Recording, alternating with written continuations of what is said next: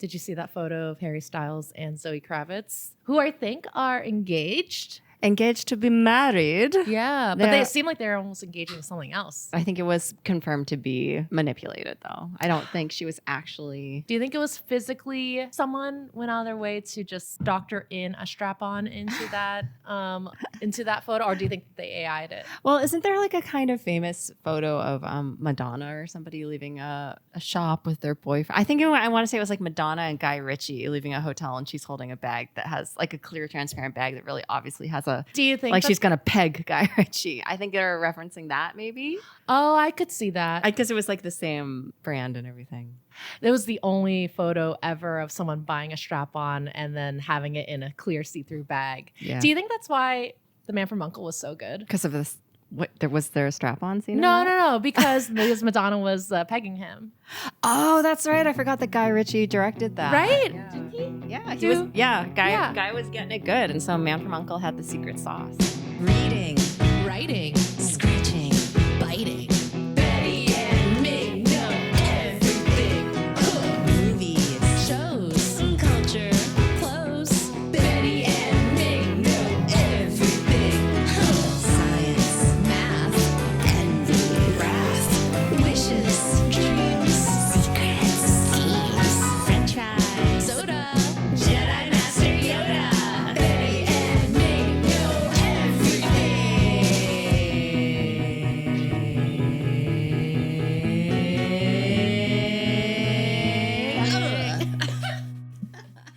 I love that movie. So problematic. I mean, the movie itself is not problematic, but it's just that it has Arm and Hammer in it. Yeah, and like Henry Cavill is apparently not good either, but not necessarily as bad as. What's wrong with him aside from liking Warhammer? I think like on the set of Witcher, like he might have been a little shitty towards some of the ladies. I don't think he like, I think he was just kind of a dickhead, but I don't think he like was eating / abusing people. I have heard from some British people that they don't dig Henry Cavill because his general vibe is just kind of shitty bro. Is it because he seems too American? Like, maybe. Like because like I remember being surprised that he was a British man. I mean, I really liked how he looked as Superman. I remember being like, oh, he has a really good American accent. I didn't even notice it was an accent. I was like, he's a very handsome. Yeah, he was a great Superman, but you know. But bad movies. Yeah. But Man from U.N.C.L.E. though was a great movie. Man from U.N.C.L.E. was very charming. Do you think they'll ever reboot it? No. They can't reboot it with those people, but they. No. But I think like if you give Guy Ritchie like some other players. No, think of how long it's been since the Mod Squad reboot from the 90s. Do you remember the commercials? How now, brown cow? With Uma Thurman, right? Yeah. We love that. I remember being like, I don't know what that is, but that's exactly what I like. And that was before I even knew what mod was. Yeah, so if people are wondering what the 90s were like, it was just a lot of reboots of 60s properties. It was like a lot of rehashing of 60s and 70s vibes, which I liked. I mean, I had like a lot of everything Daisy was groovy, Flower. baby. Yeah, it was flares. Deadhead stuff. Like what kicked it off, do you think? Well, it's just like the general 20-year cycle with fashion, right? That's true. Yeah. So, I think like Brady Bunch reruns because those were everywhere back then. Nick at Night. Yeah, Nick at Night. I think it was like Nick at Night. Because like Partridge Family and Brady Bunch. But that's my point of reference where I was like, oh, yeah, it makes sense that this stuff is in because I keep seeing it at nighttime on Nickelodeon, you know? Nickelodeon at nighttime. Kids in the 90s, we loved Mr. Ed. Who was not a zebra. He was a horse. Yeah. Like, I believe for so long that fun fact that he was a zebra. And just a regular horse. Which, like... Generic Hans. You guys are right. Why would it be easier to have a zebra? Because in the exotic land of L.A. Yeah, that's Hollywood for you, you know? Can you imagine? They'll just take a zebra and paint it solid. But back to the make you lose your stripes. Can you imagine if like Nope had one zebra? Like they had a bunch of normal horses and then they had one zebra. It's like, no, the zebra, he talks. We need that zebra for the Mr. Ed reboot. But yeah, like the 60s stuff, like whenever I see old home movies of myself, I went through like a serious peace sign phase. Yeah. I was flashing the peace sign constantly. You were an Asian girl? Yeah. Did you have one hand in your pocket and the other one was flashing a peace sign? A peace sign. Yeah. Yeah. And isn't it ironic? Oh yeah, we brought back Woodstock. We brought back. Yeah, it was kind of like a revival of hippie stuff without the political. Without, the message, the meaning, Yeah, it was the heart, more- or the hope. Exactly. It was just like, well, I remember going to a music festival and being introduced to Garnier Fructis for the first time via free sample. They're like, this is a new shampoo from Europe. a lot of, and that type of vibe like that and like Snapple/Fruitopia.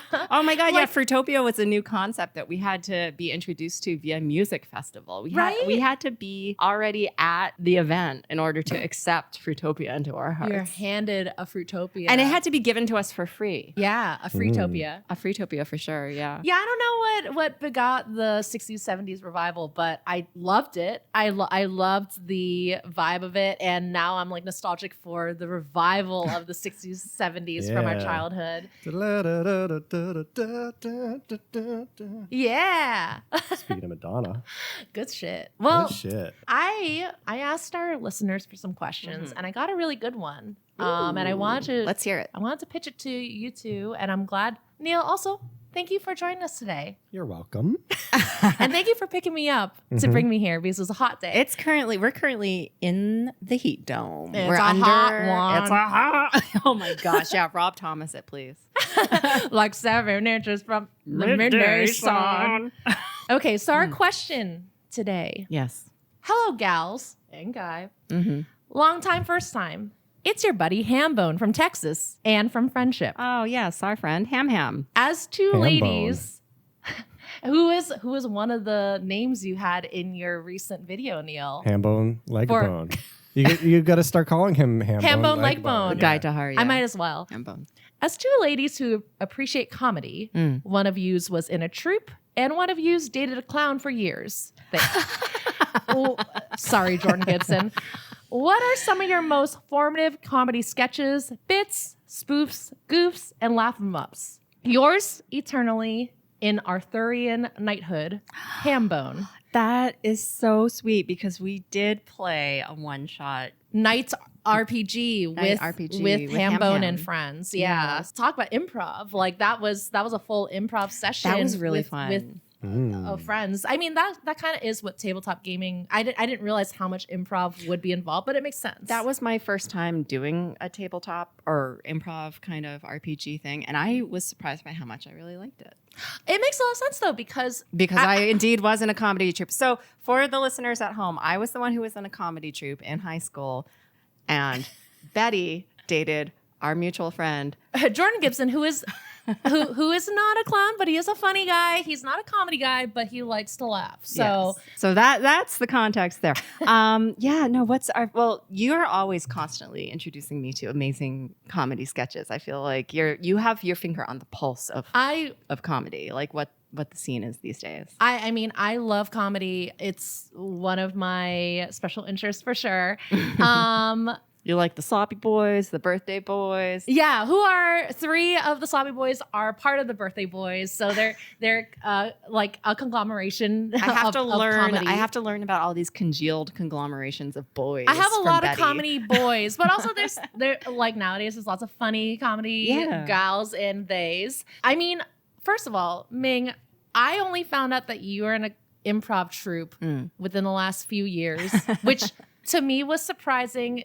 Only because I'm surprised it didn't come up sooner. I don't know if any of our other friends, like we've known each other for 10 to 15 years now. I don't know if any of our other friends who like we would normally hang out with in the comics world or even like Neil's friends knew that you were in improv like growing up. It was kind of a very brief moment. It was in high school. So I went to a boarding high school and we had an improv troupe. And it was kind of a big deal when I joined because the troupe did not generally admit freshmen. It was more kind of an upperclassman thing, but I went out for the audition because it was like my first week at sleepaway camp at boarding school, and I was like, why not? I'm going to reinvent myself and I'm going to go big or go home. And I just remember doing some sort of silly loud voice, really Chris Farleying it up, and I was a 13 or 14-year-old kid, and they just let me on. And it was a big deal. They wrote it up in the school paper. They're like, a freshman is in the improv troupe this year. A girl. And it was really cool. Like I did it for the first 2 years that I was in high school, and we would do like monthly performances and stuff, flash mobs before flash mobs were a thing. And I zip, zap, zopped and all of that. And I just really enjoyed it. And then I went to study abroad for a year, and I kind of fell out of it. So I didn't do it the last 2 years. But I wonder, like, in that alternate version of me that stuck with the improv troupe in high school, what would have happened? Because I went to a kind of ritzy boarding high school, and the improv troupe sometimes went to like the Edinburgh Fringe Festival and stuff like that. Wow. Like the high school students and Wow. stuff. So that would have been, an opportunity for me or a possibility for me if I had stuck with it. What drew you to this improv group? Like, did they do a showcase? They did. Yeah, they did a showcase. It was very much like when you went to boarding school, like orientation. Yeah. They're like, well, these are all the different opportunities we have sports, and these are all the sports we have, and these are our facilities. We have art, and we have this, and we have theater, and blah, blah. You could just kind of go to a broad overview, and then you could follow up with pretty much like in high school, in college, they're trying to recruit you. You can follow up with all whatever clubs or groups seem interesting to you.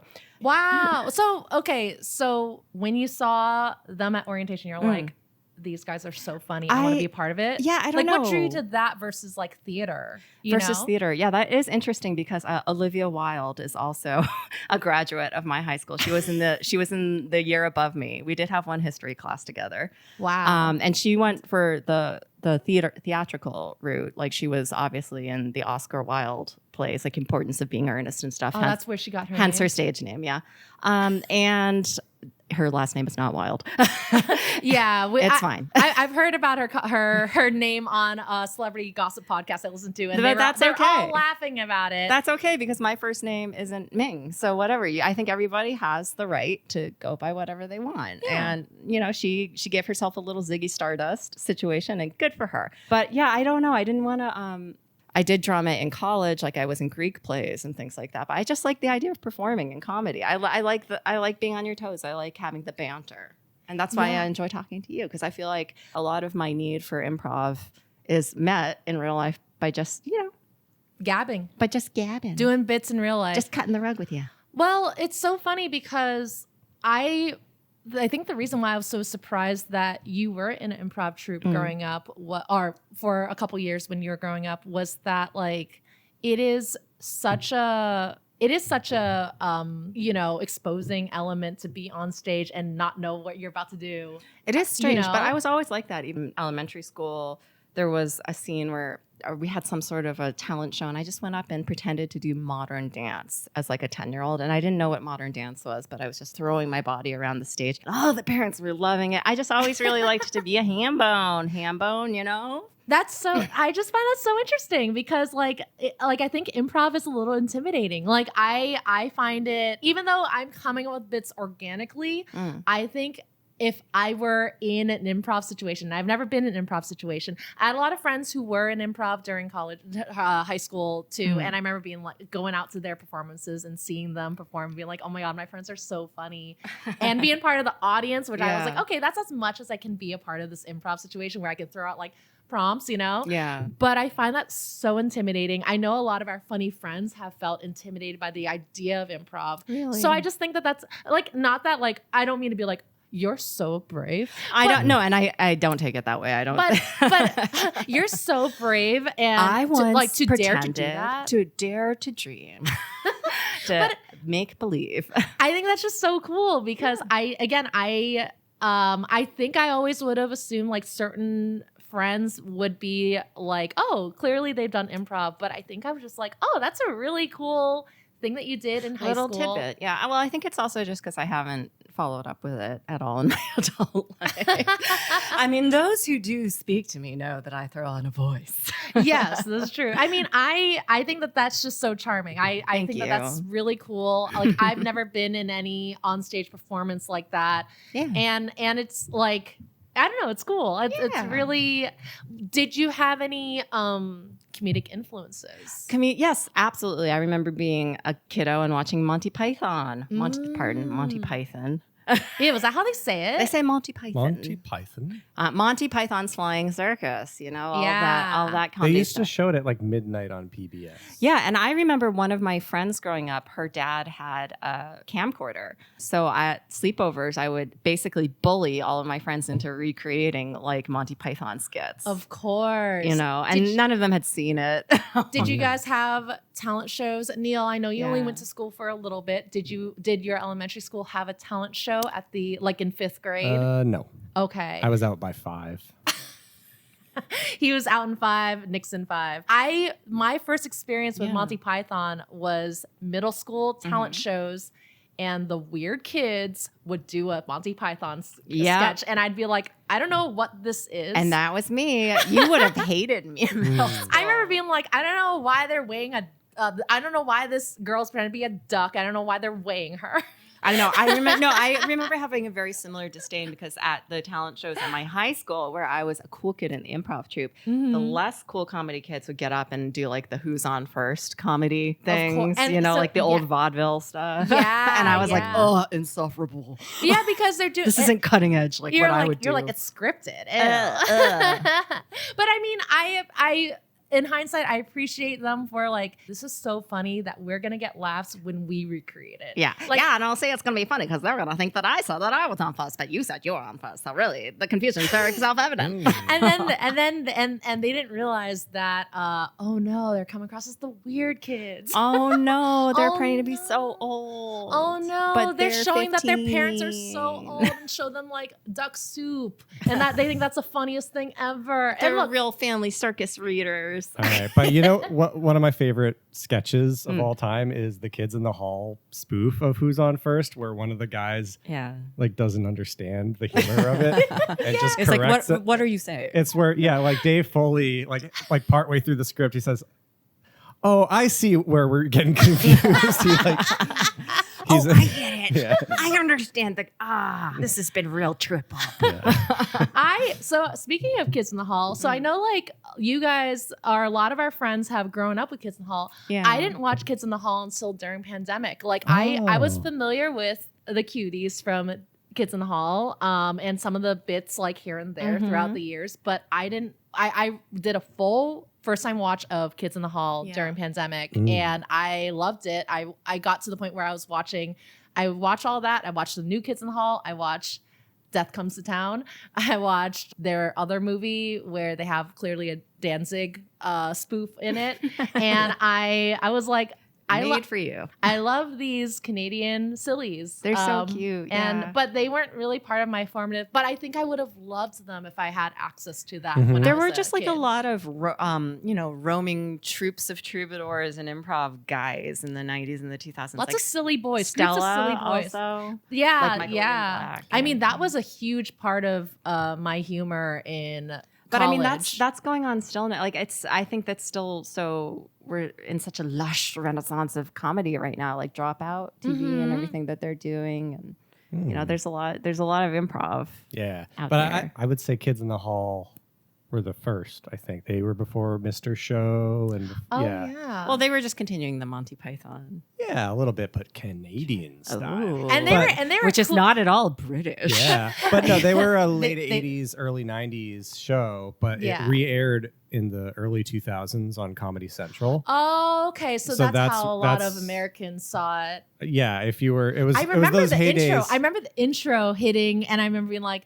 "Oh, I guess I'll watch this." And I was like, "I'll like when's South Park coming on?" The fact Yeah. that we don't have reruns anymore just is like a common cultural thing. And I know I'm not the first person by far to say this, but it's sad. It's like that's why we don't have a lot of the same cultural touchstones, and nothing lasts longer than a millisecond because it's all just the algo. A lot of instead of like having a catchphrase from a TV show that we all say, What happened? it's all it is now is just people saying one vocal stim from a TikTok, and Yeah. I hate that. Like not that I hate it.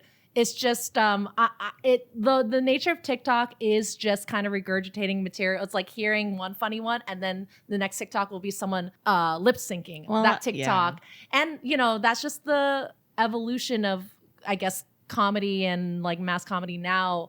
but it does feel kind of like, oh, that's the new like catchphrase, you know, that has replaced the syndication of comedy that we would normally see on TV.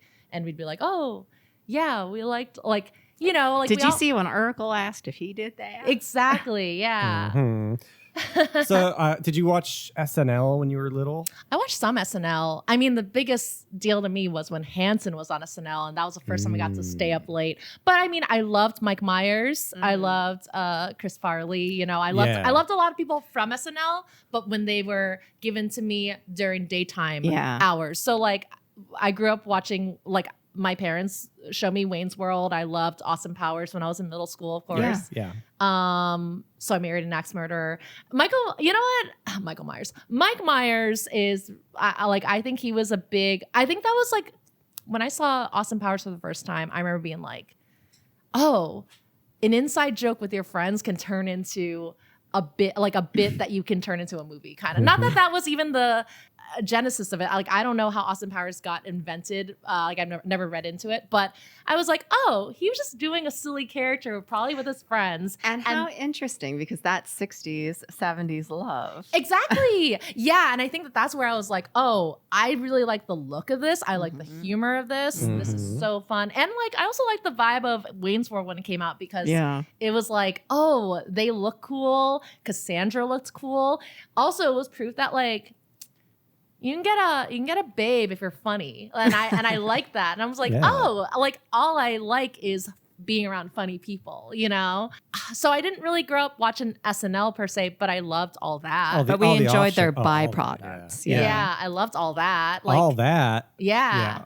You mean as Keenan and Kel? Yeah, Keenan and Kel. Yeah, Keenan and Kel. Sure. Yeah, but I mean like the like that golden era of early 90s SNL. I do have memories of that, of like Opera Man and stuff. But that's another show they would re-air on Comedy Central in those days. Most of the reruns they would do were from like that like Dana Carvey.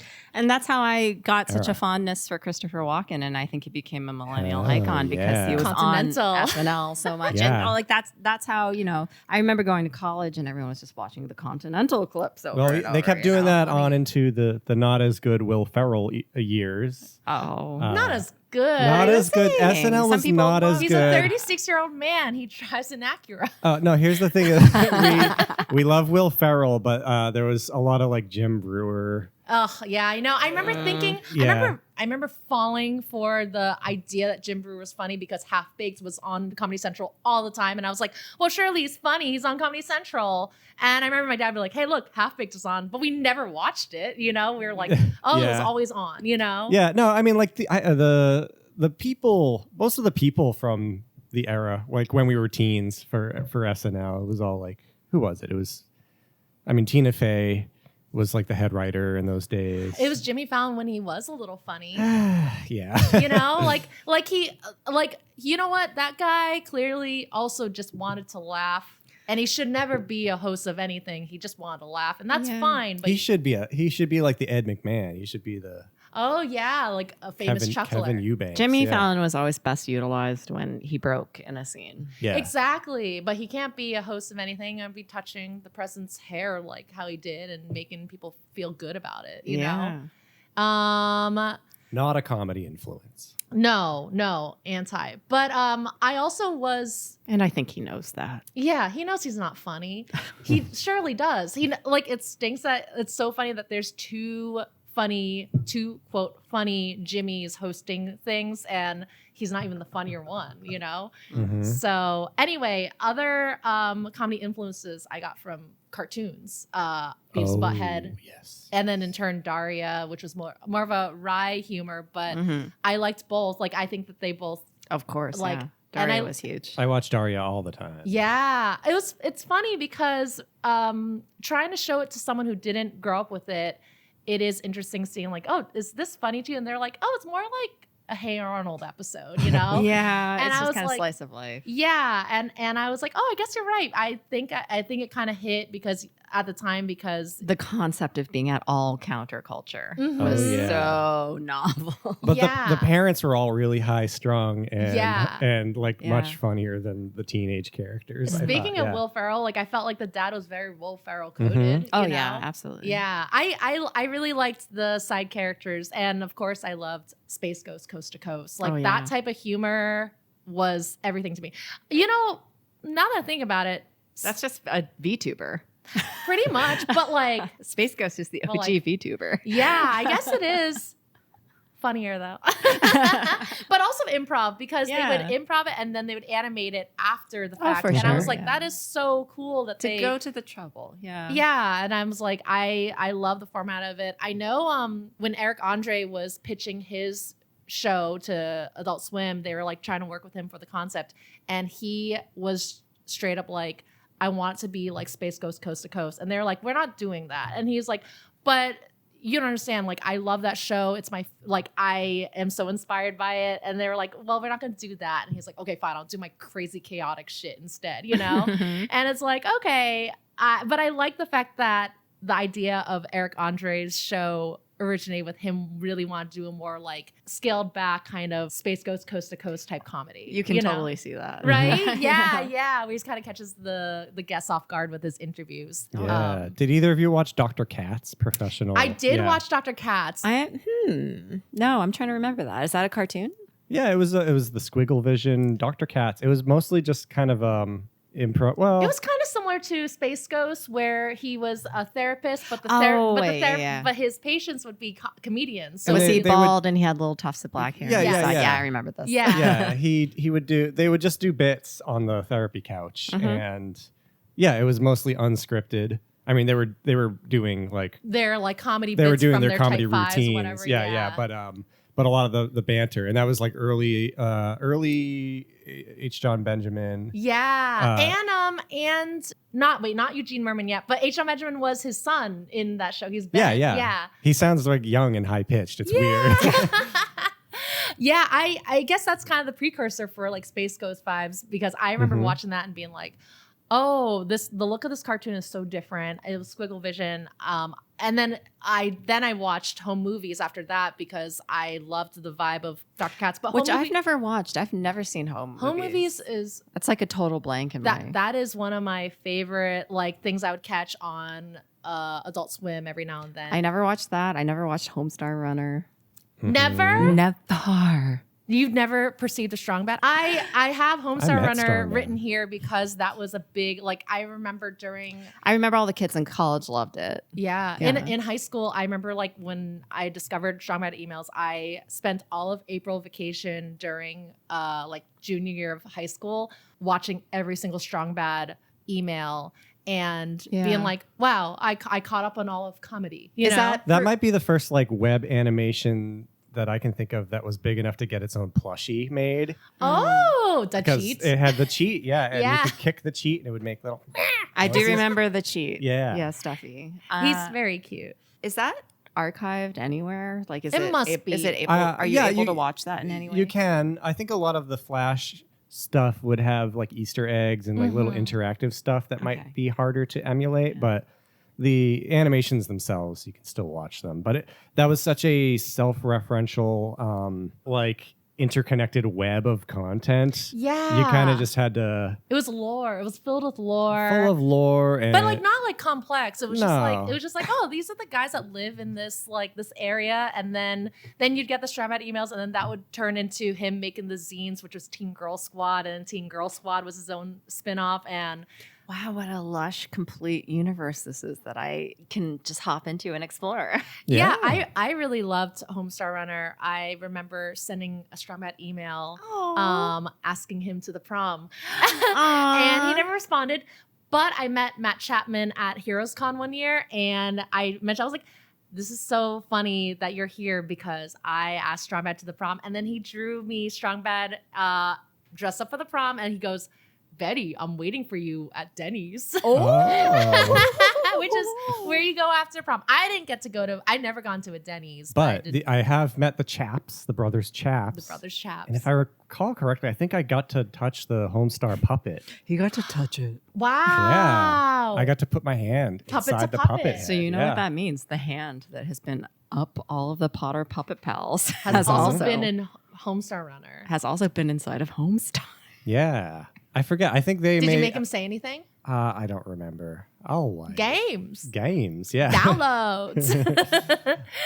Neil, you're part of the comedy discussion too. If you're talking about Homestar Runner, you know, Yeah. you were there, I was making... and you too were there. I was making comedy on the internet. Yes, you were. I remember seeing your stuff on E-Bombs World. Ew, I didn't put it there. Someone, Well, you Mr. wrote Eric, a whole song. Eric Yeah. Bauman did. Eric Bauman, the original freebooter. But no, I had animutation.com. I remember back then it was so hard to to maintain web hosting when I was getting like the viral hits. back Hundreds then. of hits at a time. Hundreds of hits would crash your website. Oh yeah, You'd have to make a you're mirror. like Jenny Cam. Yeah. Mhm. Which I remember watching. Yeah. I never I'm like watched. healthcare.gov. No, I remember watching Jenny Cam.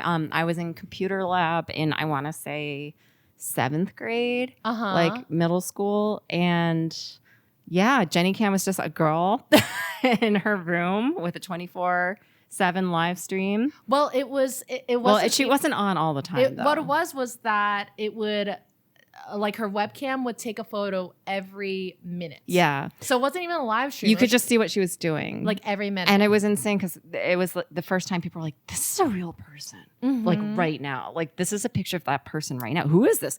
I don't know, Jenny. Isn't that crazy? Like now, like 20 Yeah. years later, everyone's just streaming and posting everything possibly online. Like and like she, her, At the time, it almost ruined her life. Yeah. The notoriety of being Jenny, sorry, I just dropped the phone. The one girl that everybody stared at, you know? well, she was on TV. Like she was on TV in interviews about it. And of course, everyone was watching, hoping she would do something, you know? Yeah, well, and then her like life did, because once she graduated from college, she moved into a house, and then they were like, oh, you should set up all these cameras around your house so we can watch different angles of you. And she was like, yeah, sure. Be our Truman.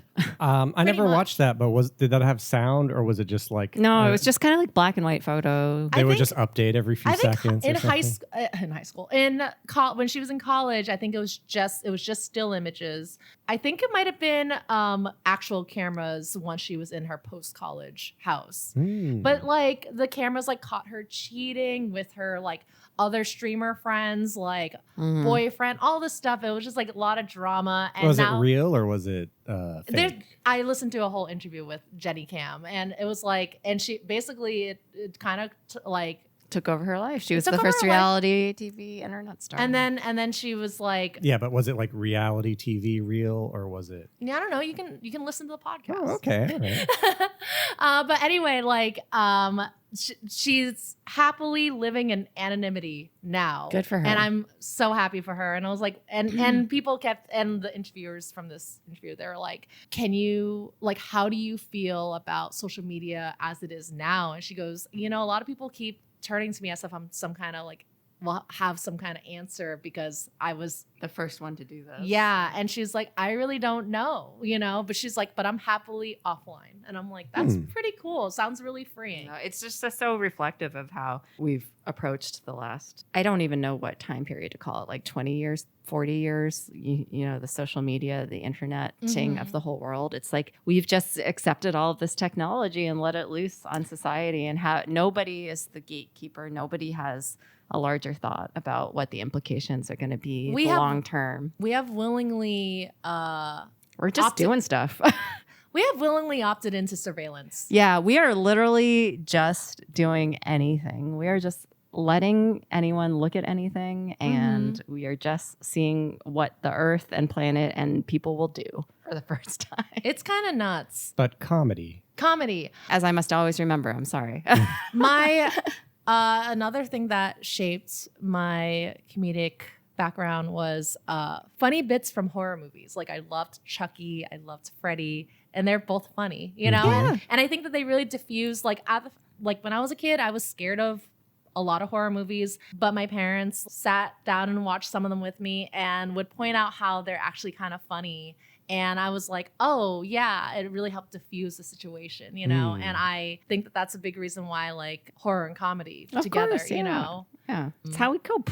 Yeah. It's just absurd and goofy Yeah. genre. I feel like a lot of my comedy was influenced, or at least I used to take in a lot of the like retro reviews that were popular on the early internet, which were often of bad old horror movies or old video games or stuff like on iMockery or something awful. Or Sean Baby, was that one of them? Sean Baby. Nobody remembers these. I don't remember, but I presume you guys probably grew up with MST3K. Yes. Yeah. Okay. MST3K was like That's my kind of that was like my number one. retro commentary on like humor commentary on bad movies and whatever. Yeah. You know? Yeah. Which I didn't grow up with, but I watched like when I was in my 20s and 30s, you know. But like only some here and there. They're much more fun to watch with friends. I've watched like all the ones I thought were the funniest are the ones I've seen with friends. No, but and also like DVDs. When DVDs came out, DVD extras, like all the commentary tracks on those also. I would pour over commentary tracks just to hear like actors I really liked in a movie doing funny bits and talking about the movie, and I'm like, oh, this is even better than the movie because I get to hear about their friendship. And again, more, truly, friendship media. Oh, yeah. Truly, we live for the bit. The bit makes life worthwhile. What are your favorite? Mystery Science Theater was a hangout show. Even if you watched it alone, it was like hanging out with some friends. It was kind of a stream, you know. It was. It was a stream. Yeah. Exactly. Extremely prescient show. Did you guys? So there's a new. I was thinking about this because there's a new Jackass movie out. Did you guys watch Jackass or Tom Green? Like kind of the MTV era of comedy. I saw the first Jackass film in theaters with my father. I think he may have taken me because I couldn't drive yet. Did he like it? No. Oh. I did check out Guaranteed Audio. I just did an episode on the Jackass franchise. You alone or in a me, room? Kevin, Anthony, and Corey. Oh, and I was like the only one who did not grow up with Jackass, and I was always That's so funny. I was really disinterested in it, but I like it now. Problematic faith. Yeah, but the good outweighs the bad with Jackass. But as a kid, it was not. It was like. Were you scared of it because it was so violent? It was sometimes violent. I was put off by it. It felt sleazy to me. There was so much genital injury. Yeah, it felt like this is for people who watch Girls Gone Wild. It was like I could see that because the it's kind of the broiness of it. Like boys acting the rowdiest. And that was my assumption though. But like now I see it. The vibe is different from what I assumed. But There's so much on my timeline now about like people fujoing out over the Jackass, the Jackass boys, and I'm like, I love it. Mm-hmm. Who are the most common pairings? I can't even venture a guess. It's not even like pairings. It's that like Steve-O and Chris Pontius have referred to being in a threesome before, and that they had a Beatles jack off, Crystal. that they were in a threesome with a lady, and at one point one of them was like, yeah, you have to stop making eyes. Like, stop looking at me. And they were like, I can't help it or something. And I was like, wow. I mean, good for that lady. It's like that Key and Peele skit where there's where they're hula hooping. Yeah. Have you seen that one? Yes, I love that one. They're making incredible. Hold my hand, man. Peele is making incredible eyes at Key. Key and Peele is another one that it came out when we were fully formed adults. If that show had been on when we were teenagers, that would be all that I was. Yeah, I know that, I mean, like, it is a formative show. I've seen so much of it. But because we grew up with like Chappelle Show, which at the time was very funny, and it is funny because I didn't realize that like until I saw like a later Chappelle stand up that he was like, yeah, I can't believe that Key and Peele stole my whole thing, and I'm like, what's the thing? Being funny and black on Comedy Central, you know? Yeah.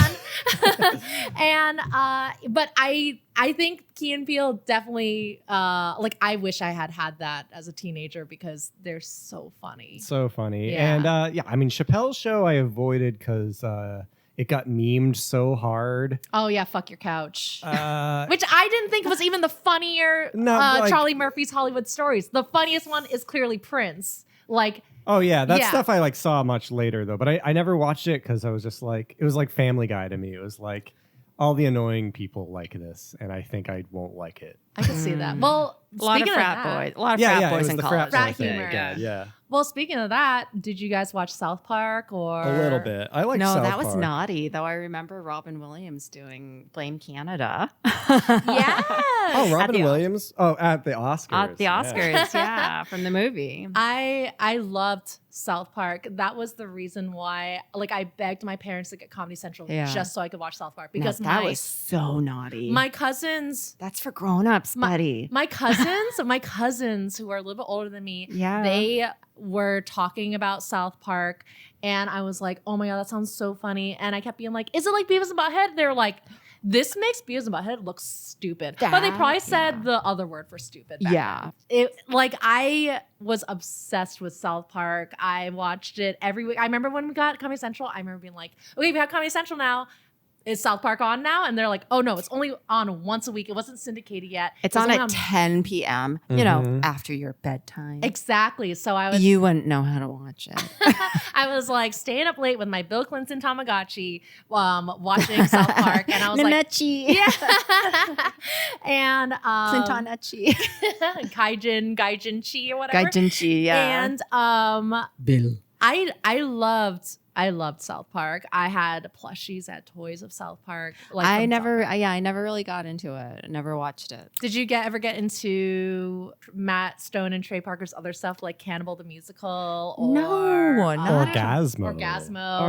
Which I- I've never seen actually. I've never seen those. I think my favorite thing that those guys ever did was when one of them dressed in J-Lo's dress. Yeah, that was great. Yeah. No, I never saw Basketball. The only one I loved basketball. I think it was Team America was the big one. Oh, that's a huge. I yeah. did like Team Everybody America a saw lot, that. yeah. Of course. Well, because yeah. I also grew up watching Thunderbirds reruns. Oh, you were the one. I was the one. Well, I'm 2 years older than you guys, so I'm the Who eldest. was even still showing Thunderbirds? Sci-fi, Well, guys, Sci-Fi Channel. Sci-Fi probably. did. Yeah, Sci-Fi Oh, Channel. Sci-fi okay. did. Yeah. Sci-fi did. P.S. I also spent some of my childhood in Canada, Yeah, Weird. and they only show puppets and they only there. show puppets. They don't have any humans on their television. Yeah. Oh, so what Nirvana were you- Man show is all puppets. We know this, and so's Kids in the Nice. Hall. So it's good. Yeah, They're that's why, very advanced That's why they're so small.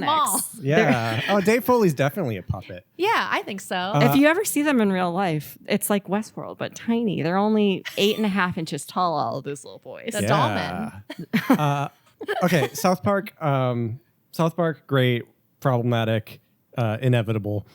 Simpsons is the big pillar, I would say. Did you grow up watching Simpsons? Yeah, I actually just found at not Goodwill, at Savers, I found the old Simpsons episode guide that came out like after season 8 or something. It, like, They're like, that's it. We've made Ba- all of yeah, the episodes we're ever going to make. It's basically up to like the whole golden period.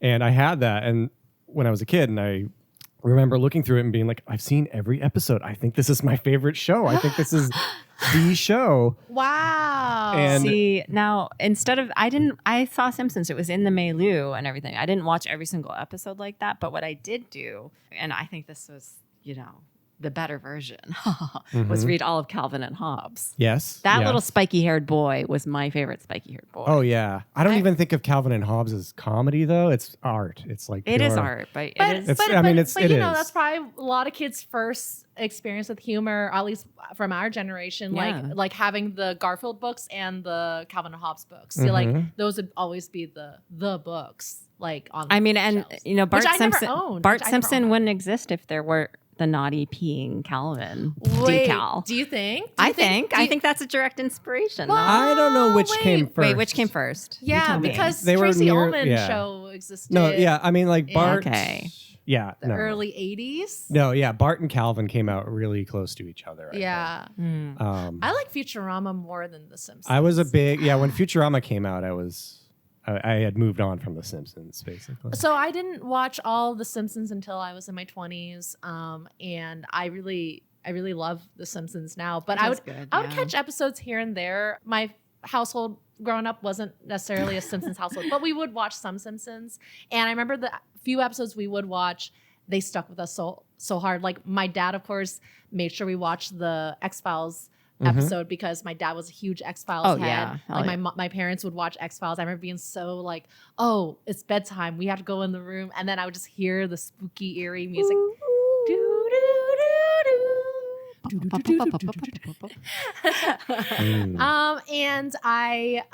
the few episodes of Simpsons that we did catch, I was obsessed with them. Here's a funny little story.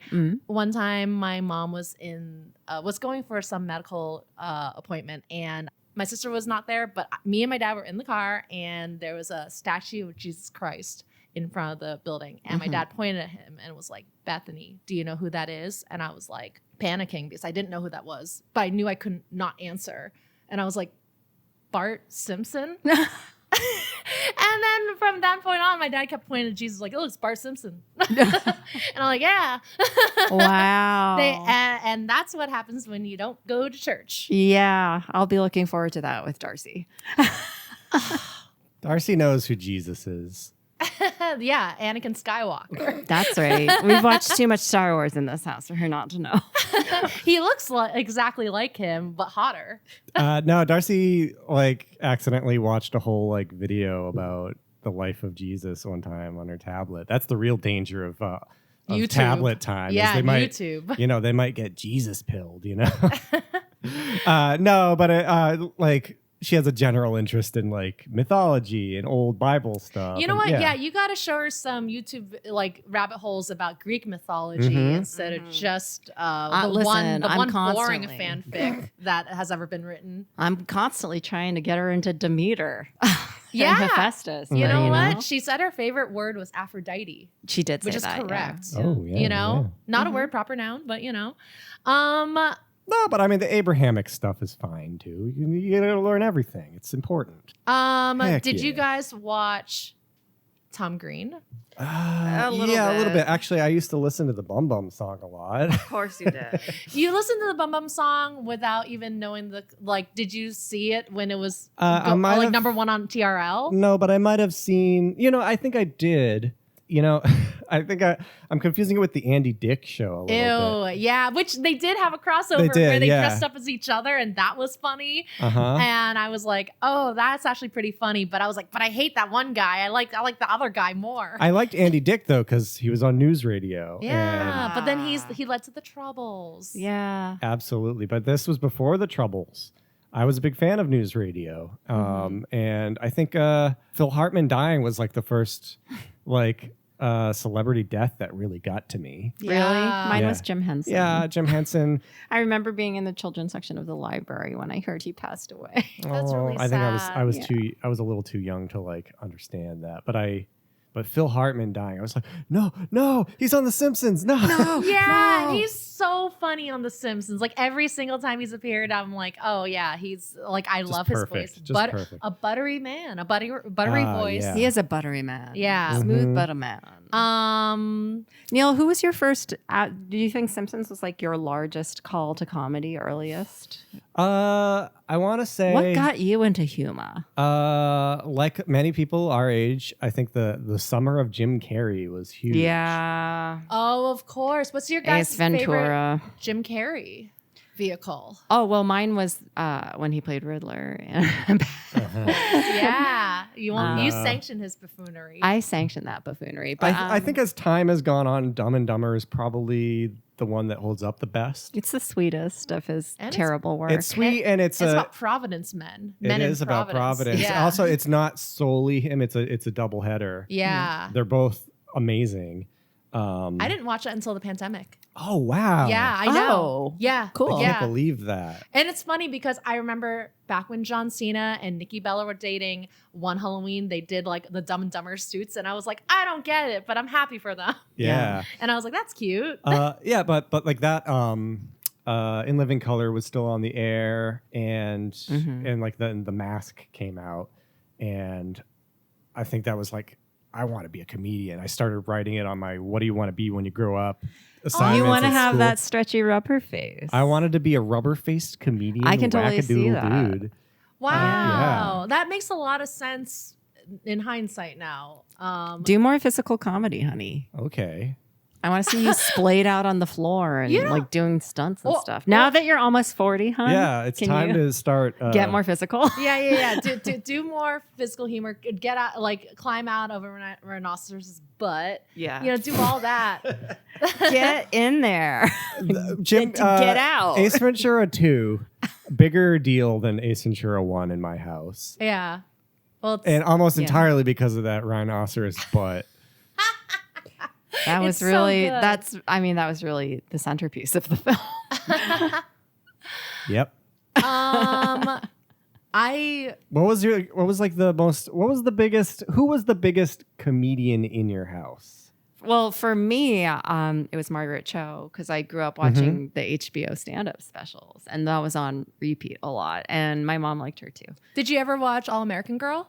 Yes, we did. Yeah, my it was a big deal for my yeah. family too. We watched that. We were the two households that tuned in. It was. I mean, I was listening to one of her stand-ups, and she was talking about how she got so much backlash from Asian people about the show, where like she got letters. It was so intense that we had to be the model minority back then. And also, quote, unquote. like the one example of us, they were like, "Oh, you had to have it perfect." There's you know? only one Asian person on all of television. You're putting her. Yeah, and it's like She can't even play violin. I really liked Margaret Cho, and I Yeah. still love her now. Of course, yeah. What Yeah, an I'm trying to icon. think who's. I mean, House comedian. I was thinking Was it about Mike like Myers? Probably Mike Myers, yeah, because What? we grew up with like Wayne's World, and then we watched a lot of his other movies, My- and we love Shrek. We watched So I Married an Axe Murderer. That one's so all funny. The time That in my one's house. so funny. And also, speaking of Shrek, precursor to Shrek, because his He plays his father. yeah. and he's got and it's clearly a Shrek voice. it's the I mean, Scottish. Scottish voice. It's the fat bastard voice. yeah. That's what Phil Hartman's also in that as the Oh, the yeah. prison tour guide. Oh, special. Oh, Yeah. also I think we're forgetting a major point of all of our collective comedic childhoods. Yeah, what? Pee Wee Herman. Yeah. Pee-wee. Pee-wee. Like a silly. Oh, of course. Love a silly variety. That's silly why we love guy. variety shows. Exactly. And why we're always longing to go back into the variety show. Him and Lucy. Him, I love Lucy. like- you know, like that kind of madcap humor. Modern vaudeville for sure. Like for Pee Wee and Elvira, when you think about like the Groundlings, like it was a lot of Yeah. that type of Oh, yeah, vibe, absolutely. you know. Yeah, like my mom used to put on like Three Stooges and stuff. Oh, you have a Three Stooges. Oh yeah, I already mentioned on a different episode, Yeah. but yeah, I grew up with and that movie, they weren't even funny in it. They were just They were just there. They were just simply men. Yeah, they're not were firing on all they were cylinders in they that were renting out the Seven Dwarfs house in a Snow White movie, and that's why they're there. Yeah. They're just watching the house. And there's no Seven Dwarfs. It's just Three Stooges. In And the they're- version of Snow White that Betty grew up with, Snow White is not animated. She's played by a figure skater. yeah, No, you gotta Seven. dig into the real shit back when Curly Shemp. was alive. I did- Some of the I Shemp saw- stuff's okay, but Curly, like 1930s, pre and during the war. You know, that's when you gotta get. That's Yeah. when you gotta get your Stooges. I don't know. It's good I like it's funny because clearly I like Jackass, so I should like the Three Stooges for the. I didn't like how much they poked each other in the eyeball. I have a lot of eye trauma, Uh-huh. you know, and I don't like when Yeah. they get those two little fingers. No, I don't like that. I don't care No, for it. it's okay. You just Stay hold out up. of the orbital socket. You gotta hold up your hand vertically like this, and that prevents the Yeah, eye. you just have Yeah. to. You have to keep them from scissoring. Yeah. Yeah. Those Stooges were always scissoring. I'm trying to think of Here. other like old ass comedy. Most of it was not very good. Oh, you know, this is a little later for me because this came out when I was in high school, but SpongeBob was like a big humor point. I in totally high never school. watched SpongeBob at all until Darcy. Yeah, and it's so funny. Like Yeah. classic SpongeBob, prime SpongeBob. I think it is so great. funny. Yeah. Like, Mm. and I remember like for the first, like the original series, they made a point to not put any major pop culture like references because they want it to be timeless. Yeah. Exactly. And it is. And it is. I love early SpongeBob. I can't really speak for the later ones, but Me the too, early, yeah. those like first season SpongeBobs, they all feel like animation festival shorts. I could see that. Yeah. And they're awesome. The platonic ideal of animated humor. Yeah. That's what you want. By the time SpongeBob came out, I had already grown up on Ren and Stimpy and Rocco. I know. and- We'd already had a darker, more twisted introduction. Yeah, so it was really just like, oh, they did another great one. And Yeah. but I'm kind of ready to move on to Futurama now. But no, it was always, I always loved SpongeBob. You guys never watched Family Guy. I remember I watched Family Guy. Never. No. A Yeah. little bit, but it always Exhausted itself. seemed stinky. It gave me it douche chills. It was I never liked. Yeah, that's. I didn't Family like how Guy. they treated that poor lady Meg. Mhm. Oh yeah, daughter. Yeah. Yeah. And the second I saw it, I was like, Simpsons is better. This is just a ripoff of The Simpsons. Why does everyone like this more than The Simpsons? Don't worry, the Simpsons make sure to let you know they feel that way too. Though they had that crossover episode. Same guy. Same guy, same beer. We just the Joe Gran animation making fun of the It's crossover. so funny. The hairs. Oh, so good. Unfortunately, that's so funny. Big comedy movies when I was in high school. Zoolander. I loved Yes. Zoolander. I remember being so pissed off because Zoolander was coming out over my birthday weekend and I was out of the country, so I couldn't see it. Oh my gosh, can you imagine seeing Zoolander in a Chinese... Wait, were you in... I was in China. Yeah, I was in China a Chinese theater. I know. I couldn't find any place in Beijing that was playing Zoolander in the year of our Lord 2001. Was it even allowed? Wow. It has like political Yeah. themes to it about Yeah. the prime minister. So I remember yes.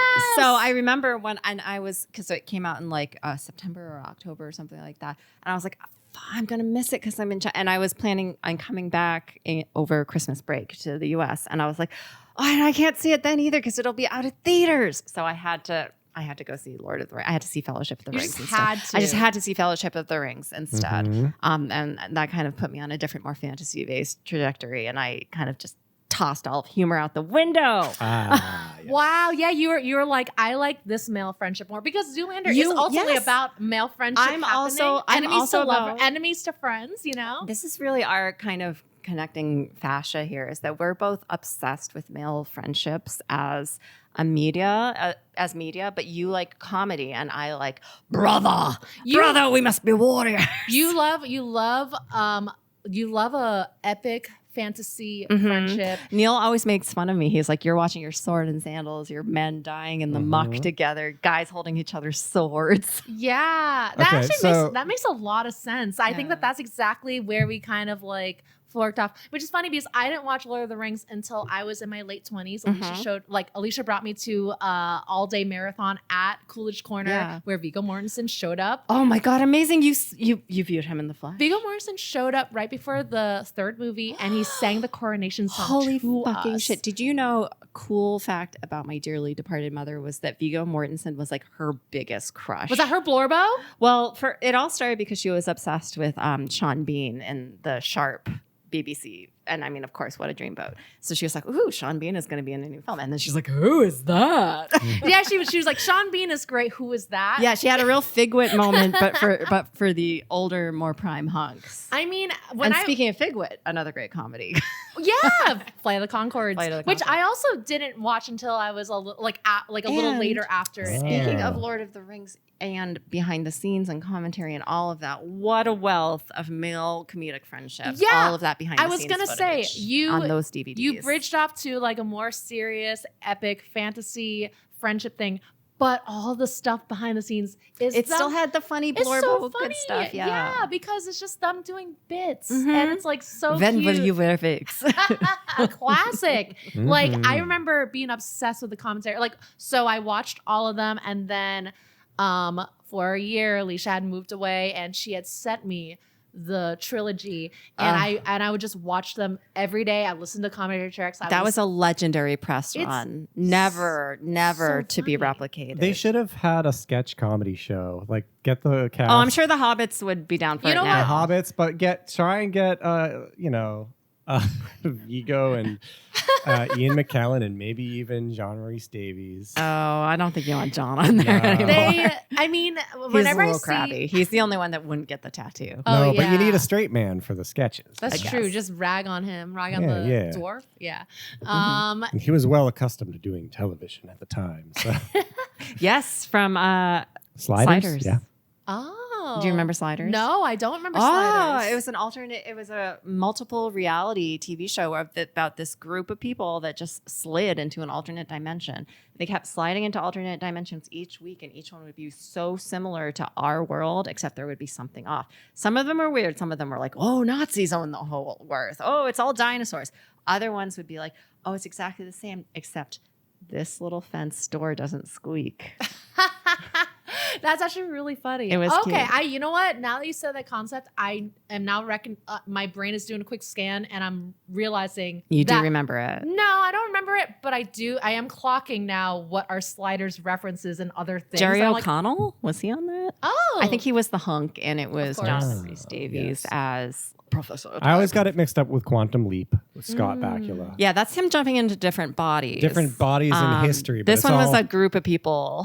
These were, yeah, and they could jump into alternate realities. So it was just kind of it was like a delivery service of like what if stories, basically. Yeah, very much. that's Okay. cool. Yeah. Yeah. I mean, I presume that was probably inspired by Doctor Who, Probably. But also, right? Now that I'm thinking about this, Right. yeah. now. Oh, but there is a Simpsons Treehouse of Horror where Homer keeps going back in time and trying to fix like his like stepping on animals and stuff.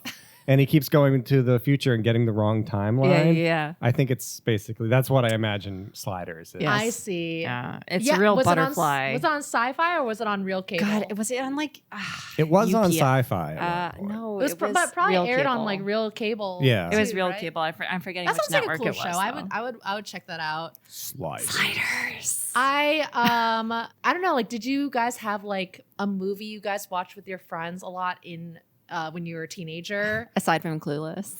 Kung, I mean, which was Kung funny. Pao, Yeah, yeah. Enter the Fist. Oh God! You know what? Your Kung Pao. Okay, talk about it. Because I remember seeing the late at night commercials Yeah. for Kung Pao and being like, yeah. "What is this?" Kung You know? Pao, Kung Pao. I don't know if it holds up, but a great deal. Explain yourself. It's it's an old kung fu movie that has been redubbed and altered to add Steve Odekirk, the director of Ace Ventura 2. Not related. No to relation Bob. to Bob Odenkirk. Okay. Steve Odekirk is just another goofy, slapsticky comedian dude who inserted himself into this old movie, shot a lot of new footage. It's got a mix of like bad like Matrix parody scenes with a cow. Oh, I do remember Yeah. that in the commercial. He went on to create Barnyard or whatever that like movie. What? And, whatever. He also did He did Thumb Wars. Do you remember the I remember Thumbtanic yeah, stuff like I that? remember Yeah. that. Ew. Yeah. Yeah. I remember Yeah. the Star Wars parody. Yeah. Star Wars, of course. Yeah. So there's like that really cringy stuff, but like the meat of Kung Pao is just overdubbed. Is that a goofy joke about Kung voices. Pao chicken? Yeah, it is. Okay. Kung Fu, Kung Pao.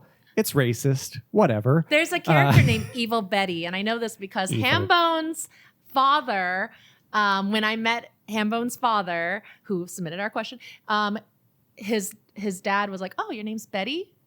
Evil Betty, Evil and then Betty. they were all like, "Don't like." They're all cringe, like no, don't talk about Kung Pao. No, but like But that was like their family comedy movie. yeah, That's so all cute.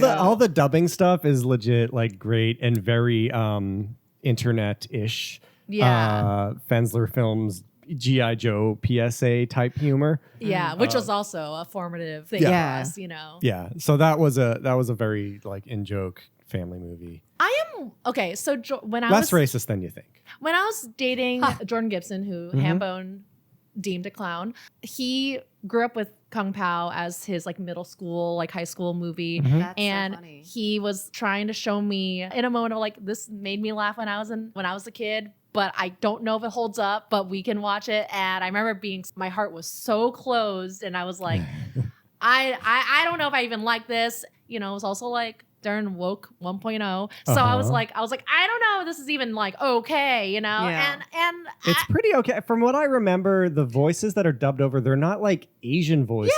Yeah. Like the heroine, they're all voiced by So it's by not like the Steve. Yeah. Phantom Menace is what you're saying. Right. And which is a movie we yeah. love. Yeah. But like the main the love interest is just him doing a Miss Piggy voice. Yeah, It's pretty and funny. That's yeah. funny. And that's the thing. And now that like you and our friend Lindsay Small like both have said like, oh yeah, like Kung Pao was something we grew up with. I think I'm ready. You're willing, ready to take the Kung pill. Yeah, I'm Yeah, willing. I'm willing that's to nice. revisit it with a more open heart than before. But I remember when Jordan was trying to show me Kung Pao, I was like so close off to it, and he ended up stopping. He was like, "This isn't fun because you know." And I was like, okay. And I was like, well, let's watch the thing that like my family watched, and he was a trooper and watched Freddy Got Fingered with me. Oh boy. Which I think, like now I'm trying to think about it, I'm like, I don't, like, and that's why I want to revisit Kung Pao just to try to, as objectively, try to grade which is the harder watch. And I love Freddy Got Fingered. A lot of jokes and bits I love from Freddy Got Fingered are so I've never funny. actually seen it, but It's real. I think that there are a lot of parts that are funny. Hey, guess what? He is a cartoonist in the movie. Yeah, he's yeah. a cartoonist, and his whole goal is to drive all the way to LA and become a cartoonist and And show his portfolio to the big boss. literally, yeah. And what do you even do with Tom Green in a movie? I don't know. Make him a cartoonist or something. Yeah, That's such a 90s movie job. it's you know Yeah. what I'm thinking about it. Like, there's a lot of movies I grew up with where it was just like, oh, the main character is a cartoonist. Yeah. you know, and it's like, sure, yeah, why Sure. not? No, Easy. no wonder we thought we could do this. Right. But yeah, I think I think I'm open to revisiting Kung Pao with a bit of a more open heart. We should That's try beautiful. it sometime because, Yeah. I mean, no guarantees if it's still. That's good. fine. That's fine. I mean, Do you hear that? That guy's all about guarantees. I know he said no guarantees. Mhm. You should have a bizarre episode with like no guarantees. No, I mean that's no the joke is we guarantees. don't make videos regularly, so it's really not good. So, did you grow up watching like Naked Gun, Hot Shots, Oh, Airplane? yeah. Loved Naked Gun. You know what? Hot Shots Part 2. Leslie Yeah. Nielsen was a big Hey. comedy blorbo in my family's house. Like, we watched Airplane. My favorite was Men in Tights. Men in Tights. Men in Tights. That was Mel Brooks. Oh yeah, At his best, in my I mean, you opinion. guys know I grew up with Spaceballs instead of Mhm. Star Yep. Wars. Yeah. Yep. And Same. I think my favorite bit. Okay, Couldn't be me, but I did enjoy it. two of my favorite bits in that movie is I'm your father's blah blah blah blah blah, and then what does that make me? Absolutely nothing. Nothing. And also love Rick Moranis, Rick looking like a Moranis, Funko yeah. Pop Darth Vader. And then the other That's also thing, a version of Rick Moranis that you don't usually see, like aggressive, mean. Rick. which is why I like him in Streets of Streets of Fire. Fire, because yeah. Mean Moranis. He's Mean Mean Moranis. Moranis. It's kind of like when we see John Badman Uh-huh. instead of Yeah. John Goodman, you know? And I'm like, ooh. when John Goodman is John Badman, it's so scary. Yeah, I know. Like in Barton Fink. Barton Yeah, Fink. so Oh my scary. god. Well, he starts off cuddly and nice in Yeah. that movie. When he becomes Cyclops and Oh Brother. Yeah. Ooh. You know what's actually one of my favorite unintentionally funny bits of Oh Brother, Where Art Thou? Mm. Is when he grabs the toad and just throws it on the tree and you just hear it. Oh, And he didn't need to kill the frog too, but Oh Brother, Where Art Thou is also a formative comedy for me. That is My- very my funny. whole Which- family loves that. which movie. again, I didn't watch until pandemic because you were like, "That's one of my favorite movies," and I was Oh, like, it "I'll is watch it," and spectacular. I loved it. Mhm. Like, and speaking of which, I'm excited for the Odyssey, but I keep thinking yeah. about Oh Brother, Where Art Yeah. Thou? You I mean, know? it's going to be tough for Christopher Nolan's The Odyssey to hold a candle to Oh Brother, Where Oh Art Brother, Thou. Where Art Thou? Right? It's also a Three Stooges inspired Yeah, movie. for sure. Oh, okay, yeah. Absolutely. Yeah, like what were some of the like did you have a movie that you watched in boarding school with your friends? No, None? none. Well, didn't you guys have like a common room? Or We did have a common room, but we mainly watched The Daily Show, actually, because The Daily Oh. Show with The Jon Da- Stewart was like brand new. yeah. Yeah. That was a huge comedy and political. political influence. For, Yes. Oh my God. It was so depressing seeing Bush Jr. get elected the first time. I remember. Yeah. Yeah, I think With a hanging Chad. That was like that was the first election before I could vote, I think. Mhm. that was when I started Yeah. watching it too. It was pre 9/11, and then 9/11 happened, and Jon Stewart cried on camera, and we're all like, Strong men Strong. also cry. Yeah, Big Lebowski. Big Lebowski was later Yeah, for fuck me. yeah. A lot of the the Coen brothers movies. I guess those were more like late teens for me. But but I'm trying to think, like, what were the funny comedy haha movies that as a kid I was watching? I just literally liked Looney Tunes. Like Looney Tunes Yeah. played a lot. Yeah. I mean, Wile E. Coyote. I loved all that. Animaniacs Yeah. and Tiny Toons humor a lot. Like a lot of the jokes in that. Actually, I need to show you guys a sketchbook that I found when I was like Darcy's age. But there's a couple Animaniacs drawings. I drew like Wacko dreaming of sugar plums, and I think there's another one of Sexy Nurse. Sexy Nurse. What did I say? Sexy Hello Nurse. Nurse. Hello Nurse. Nice. Yeah. You know what? I don't think that was for laughs. No, I think that's that was for Daddy. Daddy. That was something for That's Daddy. One of the movies that I rewatched with my friends so frequently in high school was Wet Hot American Summer. Like that was if I had to choose one movie from my teenage years, that was the one we watched the most often. That I didn't see that till relatively recent. Same. Yeah. Also. well, it's coming back to theaters next month, Oh, cute. and I've only seen it in the basements of my friends' houses. So I would go see it at the Somerville Theater. yeah, I really want to see it on the big whatever. screen. Yeah. And I think that so many bits from that movie I engraved in my mind. Like I love the fork scene when Paul Rudd won't pick up the fork in the easiest way. He's just like, oh, I think Yeah. that's so funny. And of course, that kind of then got me into Stella. Yeah. And I own the Stella season 1 DVD, which is like an artifact, you know. I'm clapping. That like I didn't own that many DVDs, but that was one I was like, I need to have this one. You made a know? point. Yeah. Yeah. And when I don't know, I think Michael Ian Black, Michael Showalter, David Wayne of it all, like that kind of guided me through that routes of comedy. That's really cool. Yeah. I guess maybe Muppet Show too. Oh yeah. Muppets. Yeah, I was thinking about Muppets, Muppets anything. like humor is really like Variety show. The Muppet Show. Mhm. Pee Wee Herman. All that. Yes. Were you Robin Williams fans? Of course. Yeah. Genie. But The do you Genie, did you like Robin Williams more than Hook. Adam Sandler? Yes. Always. Because I really wasn't huge Adam Sandler. Wedding Singer? No, I've never seen The Wedding Singer.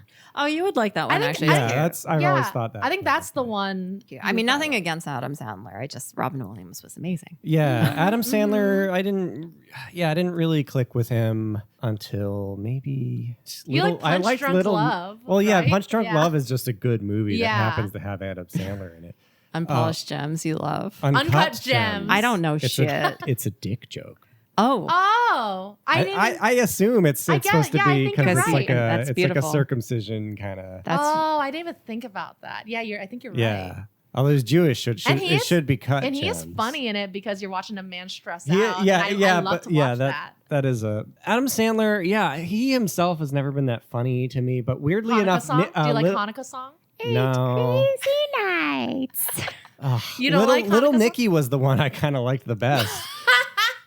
Because I just liked well, Yeah, and that played all the time on Comedy Central too. yeah, I just like those kind of That was weird such a like bomb when it came out. Yeah. In theaters, everyone was like, "Oh, Sandler finally blew it. He lost his magic touch." But and he's I was just just like, doing the wow, same this is little such a high voice. concept dark comedy. I like that. yeah, kind but of it was shit. not well received when No. it was released. I remember. Yeah, that was kind of the like era where he started pivoting towards drama roles. It felt like shortly after. It was like that and Big Daddy. He was still like, "Do you like this? Do you Yeah. still like this?" yeah. Is that your Adam Sandler? Yeah, but I'm doing it. This is what. no. Oh, Oh yeah, yeah. Well, did you guys watch Hubie Halloween? No. No, but I call Huey our cat Hubie Halloween all the time. He is Hubie Halloween. The name of his full name is Hubie Dubois, but I think it's because it's exactly That's how he sounds. I'm Yeah, like Happy Gilmore, I guess, was like the good one. yeah, Happy Gilmore and I think Billy Madison was funny too. But Yeah. those are like things that you might watch. Well, for me, I watched like each of them like once, like growing up. Yeah. Oh, I liked Waterboy. Waterboy was the funniest out of the three, I think. I think I did watch that once, but yeah, it didn't get replayed. They literally have Force Ghosts in it. Force Ghost. You know, Yeah. Airheads is kind of my...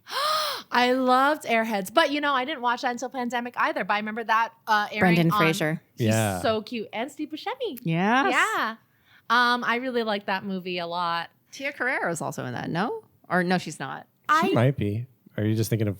I might be thinking of I think Wayne's about- World probably, Think but about I Wayne's World. thought Are you maybe thinking she about was- Showdown in Little Tokyo? I'm thinking about any of with the the many. hilarious Dolph Lundgren. I'm thinking about any time that Tia Carrere has been surrounded by whiteys.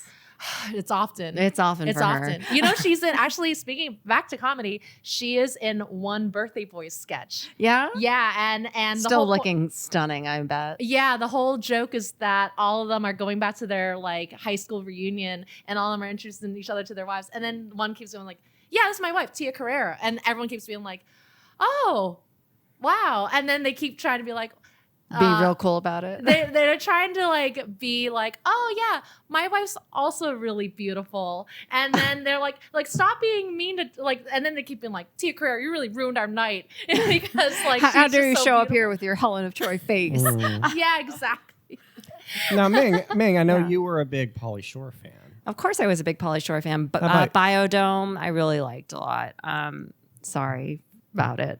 No, I've still never... I haven't seen any Pauly I Shore can't ever movies. get anyone to watch a Pauly Shore I film would with me. love to. I watched Biodome My before. friend, good. Yeah. My friend Lisa, Good. good. My friend Lisa and I, growing up, really liked Pauly Shore a lot. Biodome, Son-in-Law. Yeah. I've only seen Encino Man. and Encino Man is I've seen Encino Man. I too. think he's Spectacular. awesome in Encino Man. He is. Yeah. Shauna- also, he's great in the Goofy movie. Oh yeah. The cheese itch. Yeah. Wait, what does he say in Encino Man? Is he like? Oh, when he's getting serious, when he's like yelling at Sean Astin, Yeah. where he's like, all you care about is like grindage and something. Like he can't. He. I don't know what he's talking about, but That's like just him. it's a Disney movie, so they can never acknowledge. That he's doing drugs. Yeah, Yeah. but like He's doing drugs. he's just drug coded. Why is he always so goofy? So that's pretty much like our comedic taste growing up. Yeah, well, we didn't talk about sitcoms, did we? Talked a little bit touched about on them. like You I know, Love my Lucy, my but- family, like we would watch Seinfeld. Yeah, You know, Family Matters, Family Married with Matters, Children. Married with loved, Children, yeah. loved TGIF. I Okay, loved yeah. TGIF. I loved Boy Meets World and Step by Step. Loved Family Matters, of course. Loved Urkel. Loved Fresh Prince of Bel-Air. Oh, Yeah, Fresh Prince was Like huge. I didn't really see that until it came to Nick at Night. Really? Yeah. Really? I was in love with Will Smith. I still am. But like Mhm. Oh, yeah. like he is so funny. I still think about him and Carlton dancing to Jump on It. Jump on it. Like every time I hear that song, I think to do that dance. Yeah. So cute. I news radio, as I mentioned earlier, but I was like the course. only one in my family watching that. Oh, No, that's that's not true. I think interesting. Emmy watched it with me, and the Drew Carey show was. Yes. One Love I the Drew love. Carey show. Yeah. But those earlier '90s ones, I don't think we watched them. I think sitcoms were not big in my house. Sitcoms are on. is it because you were all the living in a time. situational comedy? Yeah, in your that's house? right. Maybe. Do you think it was because they were scared that it was like too naughty? No, I think they just weren't that funny. To you guys. I think most of them were not that funny to us. Wow. I don't think Seinfeld would have been a hit in my house. Do you like Curb? Do Do you like Seinfeld as a grown up? as a grown up? Yeah, Okay. I appreciate the Seinfeld, the man, but the show, Yeah. and Curb too. I've seen a little bit of Curb, but it's good. I watched it much later, but the Gary Shandling show, Yeah. the Larry Sanders show. I starring never Gary seen. Shandling. That show Their is like ground zero of like celebrities playing fake versions of themselves. Oh, that's fun. I actually have a question about comedy, if I can take this into kind Let's of a hear little interview thing. Since Neil, you amongst us are the only one at the table who I would say is a working, practicing comedian. Mm-hmm. Mayhap, would you consider yourself a comedian? Yeah, I make comedy things. And yeah, so you consider yourself a comedian. And what what are your comedy aspirations that you haven't achieved yet? That's a really good question because you guys do like you created funny videos online with the animations, and then your music is also you also make some comedic music. Guys, also Weird Al. Yeah, Freaking Weird Al. Because I remember I kind of admitted to you guys that I liked Weird Al in a very basic way where I knew the hits fat. and I loved Eat it. I loved what was it? What's their version of headline news? Headline news, yeah. Loved headline news. Amish Paradise. I loved Amish Paradise. Like I loved the hits, you know, and I liked and I also liked the Weird Al show because Hanson was on the Weird Al show. Hanson was on Space Coast Coast Coast. Hanson was on SNL, and they were all the reason why I watched any of those shows. If it weren't for Hanson, you wouldn't know what humor was. And Hanson, to me, like there was a tour video that they had that I remember Heather and I, my little sister and I, would watch over and over again, and they're just like funny bits that these religious boy band would like what they thought were funny, and it's just like silly boy hijinks, and I was like, oh, I love silly boy hijinks. You know, sure do. And they kind of brought me to these cultural humor points that I wouldn't have otherwise. Through Hanson, you were shown the way. Yeah, Hanson are the reason why I think I like comedy. That's so. Is that so weird? Because I wouldn't consider them not funny. weird. Isn't it strange how we all feel a little bit weird sometimes? Aww. That video was directed by Gus Van Sant. Wow, Hanson so many had- connecting threads. Hanson had a Gus Van Sant. One of their videos was directed by Weird Al. Which one? The River. Was it River? Because it was a Titanic spoof? let me see. What is he telling us right now? This river Yeah, gonna go and die. Think I'll never understand till we reach that promised land. Like, how is that? That's so religious. Does So he have religious. A cameo in Yeah, it? he does. He does because he's going. They have a cameo from the old lady from Titanic, Rose, who plays Rose, and he plays one of the guys. It's been 84 years, children. And he plays one of the guys who interviews her. It's like, oh, what happened to the necklace? Because they're trying to get her history and stuff. The framing in the video is that she sees the naked photo, the drawing of her that Jack did, and they're about to like scan over to the necklace, and they do, but she's like, oh, I remember that day. That's the day when I got my Hanson tattoo. And then it pans to her arm, and she has a Hanson tattoo. And then it goes into River by Hanson, which is definitely a religious song. And then at the end, Weird Al goes, okay, that's great and all, but what about the Jewel? And she goes, oh, Jewel? I'm not really a fan of her. Who'll save your soul, lady? Yeah, these hands, they are not my own. Wow. Weird Al was huge. I got into him, I think around Amish Paradise times. Of course. Then I got the box Churn up set. the butter. But don't dodge my question. What are your comedic aspirations, buddy? Aspirations. Let's see. Friend. So because you do which funny ones? music, you do funny bits with your friends, you do funny like camp Would you ever computer do games. stand up? Would you ever do a full length feature funny film? Would you ever do sketch comedy? We do sketch comedy. But would you do sustained sketch? Like sketch live comedy? sketch comedy? Or No, like in just a show format. like how or- the Birthday Boys kind of do like their show, or like the Whitest Kids You Know, like they do a bunch of sketches, or even Kids in the Hall. You know, like that I don't know type if we of have the vibe. stamina to do that kind of thing, but we've talked about doing a feature film, which could easily turn into a non-comedy thing. That's true. We might. I mean, like if we're going to do a feature I film, dare you to be serious. I dare you not to do something with your tongue in your cheek, you Well, boys. I know. Like, have you guys ever done like a purely done straight like drama or something? Everything's been kind of like tinged with comedy. Yeah, which is hard because like I think everything we do is kind of comedic. Like I want to say Kevin has tried that a little more. He also did a documentary that was. but that's series. Kevin. That is Kevin. That's He's Kevin. an artist. He is an artist. He's my collaborator for most video projects. Would you consider him the straight man to you? This is Kevin D. James. Yeah, not I don't know. Kevin James, the Mall Cop. No. Paul Blart Mall Cop. Yeah, not Kevin the King James. of Queens. Sandman's BFF. Well, I don't know. We're not really a comedy duo for That's the most true. part. Often we're a trio with Ryan.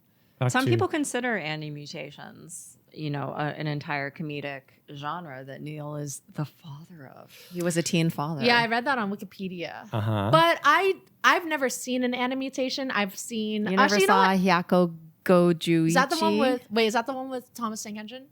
Yeah. JJ the Jet Plane. JJ the Jet Plane. I have seen it, but I didn't understand it. No, that's fine. It's not. It was made by a 13-year-old. Yeah. Is it supposed to be Dada-esque? Is Yeah, that? yeah, they were kind kind of like shit posts. Yeah. YouTube That- poops. yeah. He created YouTube YouTube poops. poops, basically. They were- Did you yeah, kinda YouTube Did you poops. like You're the Man Now, Dog? Yeah, yeah. Of course, I yeah. did that. I still will watch a YouTube poop now and then. I'm glad they're still around. So, know that he is always watching. I am Poopers. Always watching. the poopers. Poop artists. Yeah. Remember Jeff Goldblum watches you poop? Will watch you poop. I referenced that in my latest video. Wow. Oh, that's funny. Well, in the Fly poster, I took that picture That's of that him. picture. Yeah. I remember that picture would be up in every stall Mhm.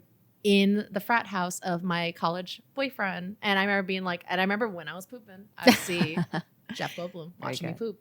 Yeah. Actually, will you take this moment to plug your most recent YouTube video The on your guide. channel? Because it's our favorite bit, one of our favorite bits that It's you one do. of my favorite bits that you do. And also, You guys are the only reason I made a new one, I think. Hell yeah, because I thought of Eddie Cruiser. I was like, Eddie and the You Cruisers. did. Yeah. The You came up with Cruisers. Eddie and the Eddie Eddie Cru- Cruisers. Yeah, I was like, that should be Freddy Yeah. Krueger. And then I accidentally stole Schwimmer from Lindsay. What's the name Yes. of this series, do you think? What's the name of They're this? just the guide to to videos. The guide to Because the videos. guy, first of all, his voice has changed over the years. I listened to the earlier ones. I'm like more high pitched and like You were You were younger, younger. man. I was, yeah. You had light in your eyes, and I now actually- you're. I hadn't, just quenched it. Yeah, no, but No, it's not you. Well, it's just do- the like, horrors of the world. doing the voice as a joke with you guys, we always cut straight to like the cheesiest like. well, because like we would do our impressions of that voice, and then it'll get reflected back to you. Then you're like, oh, that's how it sounds now. That voice is also Edgar from The Oddities. Oddities, yeah, Yes, which is yeah. one of our favorite Reality reality weird TV guys shows. who shows up in Is that a body? is that a a straight jacket? He's Is that a in gooseneck lamp?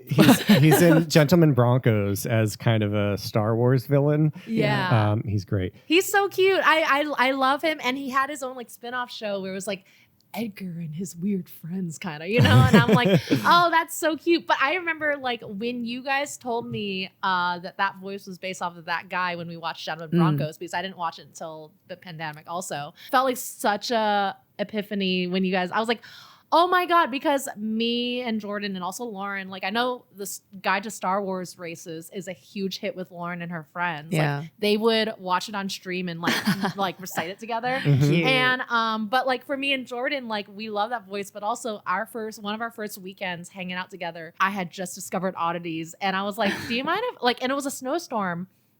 And I was like, do you mind if I just like watch more of this show? And so we were just like watching this show together. I loved And it. that guy made such an impression on us. And we'd be So like, you were already doing the voice. yeah, because Jordan and I, like, whenever we went to like a vintage shop, we'd be like, is that a straight jacket? His classic catchphrase. It's so good. yeah. And But that guy I think is like a non-binary. No, wait, I might be getting him confused with Berries and Cream guy, who I also speaking of formative humor, like Berries and Cream, the Starburst commercial. Love that. I want to talk about in terms of early 2000s, mid 2000s, Adult Swim. Tim and Eric is probably like the biggest influence Of course. On you, yeah. on me.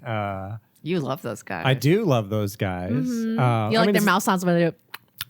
I mean, they're also a Bob Odenkirk. Bob Odenkirk's boys. that he He's discovered. kind of their mentor, I guess. He talks about them in comedy, drama. Mhm. And I read it and I was like, oh, I didn't realize how much he was like a guiding force for a lot of comedy that shaped our lives too, Yeah. beyond just Mr. Show. You Yeah, know? I mean, like I would never have guessed because Mr. Show is it's much more in the it's like SNL skits, but with a little bit more edge to it. Whereas Tim and Eric is really off the rails. So I would never have guessed that he was. I mean, I don't think that is necessarily his kind of humor, but I think he recognized something in them and like really let them Kind of go. Yeah. He talks about it, like I think he talked about when he first watched like their tape and was Yeah. like this was like unlike anything I've ever seen. And I'm like, that is so cool that They had such a distinct voice. yeah, and that he saw the potential and like wanted, and also his wife is like a huge comedy person, and she would scope out like she would go to comedy acts and like be like, hey, you have to check out this guy. They started with what was Tom Goes to Mayor. Oh, which I gotta say, I think I like that. That's my favorite version of Tim and Eric. I missed out on that. I need to watch it one of these days. Rats off I've to seen, ya. Yeah, I've seen bits of it, but yeah, it was, Rickety. Oh, it's also Michael in Black is in the funniest episodes. Yeah. So I was like, oh, yeah, like this Tim is and Eric definitely had in terms of their editing, they would just like there was a clear like fuck it, like just kind of. It's cool. It was kind of like Quality a very DIY. It felt, you know, at the time. And my least favorite stuff on it was always when established comedians would show up, like Rainn Wilson, whatever, like, you know, like stuff like that. Like that stuff could be funny, but like the comedians who would try to get in on Tim and Eric were never as funny as when they got like Jeff Goldblum or like a more serious actor. Now Tane I could get into. Yeah, he's funny. Like he's good. That sketch he's is funny. so begrudging, Paul admitting Paul Rudd is funny. admitting that the most Paul Rudd handsome man is- in the world is funny. Paul Rudd is funny. Do you think he's too cute sometimes? Where he's like, I know I'm funny, but and I'm I know so you cute. think that No, my but, little like, face and my little body's so funny. Yeah, but I do think, but like I much preferred it when they had like Alan Thicke on the show. Of course Oh, we like did. yeah. some guy who you would never expect to see when they're in the same shirt. Oh wait, no, that's That was Eric Andre. Andre. David Allen Greer. Yeah. Oh, that's I love that that's bit. a great That's bit. so funny.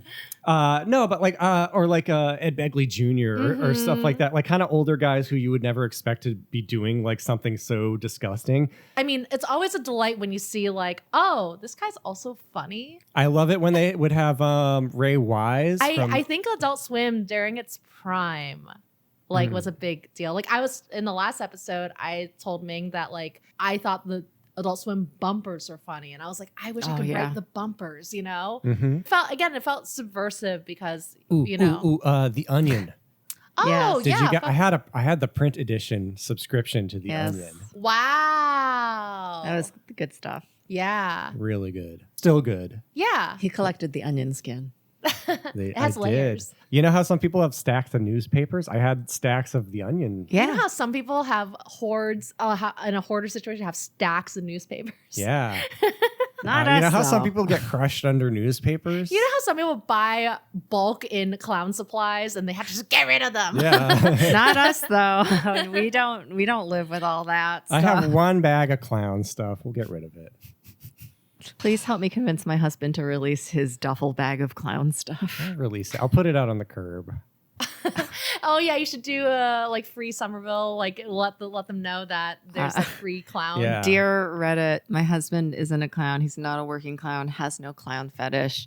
Clown noses never worn. Has 50 pounds of clown gear. What do? I got pounds of clown. Pounds of clown. Pounds of clown. Pounds of Clown Town. Clown poundage. Who are some of your favorite current comedians? Well- Because we've seen some funny people together. I'll say aside from all of the big hits, I really want to highlight Josh Johnson. I like him a lot. Josh Johnson. Yeah, have you seen his stuff? I think he has an HBO or a net special right now. Okay. But he just kind of is an observational current events comedian who just will essentially lay out whatever the drama of the day is, like on Twitter or whatever, and be like, hey, do you know who these people are? I'm going to explain. Oh, that's fun. Yeah. And he's very funny, yeah. And that's how I get a lot of my news, actually. I mean, I love. I think he's comedy done. I news. think he's done some Daily Show hosting, if I'm not mistaken. okay. Actually, I'll have to check him out. Yeah. I love Tony Hinchcliffe, Joe Rogan, Stop. Dave Chappelle, Ellen DeGeneres is better okay, than, you can suck my dick.